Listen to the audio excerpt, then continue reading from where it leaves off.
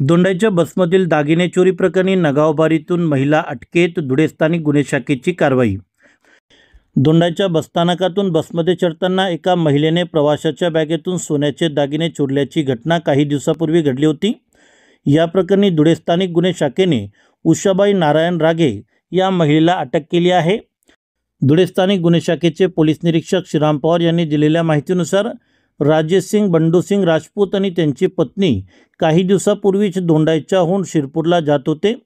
दोंडाईच्या बसस्थानकावर त्यांनी त्याच्या गळ्यातील 2 तोळे सोन्याचा गोफ बॅगेतून काढून ठेवला होता। बसमध्ये चढताना गर्दीचा फायदा घेऊन उषाबाई रक्षे यांनी तो गोफ चोरला होता। या प्रकरणी दोंडाईच्या पोलीस ठाण्यात गुन्हा दाखल होताच तपासाला सुरुवात करण्यात आली होती।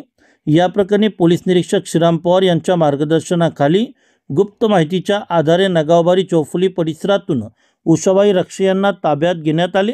चौकशीत त्यांनी चोरीची कबुली दिली आहे। त्यांच्याकडून 9.950 ग्रॅम वजनाच्या सोन्याच्या गोफा जप्त करण्यात आले आहे।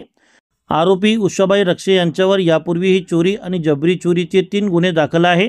पोलीस निरीक्षक श्रीराम पवार यांच्या मार्गदर्शनाखाली धुळे स्थानिक गुन्हे शाखेच्या पथकाने ही कारवाई केली आहे। दिनांक 6 फेब्रुवारी रोजी दोंडाईच्या बस स्थानका इथून राजेश सिंग बंडू सिंग राजपूत व त्यांच्या पत्नी या दोंडाईच्या बस स्थानकावर आल्या असताना राजेश सिंग बंडू सिंग राजपूत यांच्या पत्नी यांच्या गळ्यातील 2 तोळ्याचे सोन्याचा गोफ हा त्यांना मिळून आला नाही। त्यामुळे त्यांची खात्री झाली की त्याची चोरी झालेली आहे।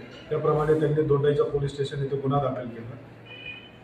सदर गुन्ह्याचा समांतर तपास करीत असताना महिला नामे उषाबाई नारायण रक्षे राहणार देवपूर बस स्थानकाच्या पाठीमागे ज्यांच्याबद्दल गोपनीय माहिती मिळाली की यांनी त्या ठिकाणी चोरी केलेली आहे।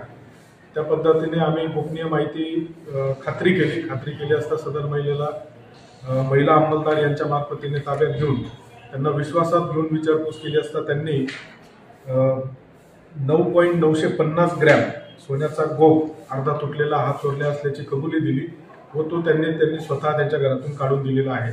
त्याची एकूण किंमत 37,000 रुपये अशी होते।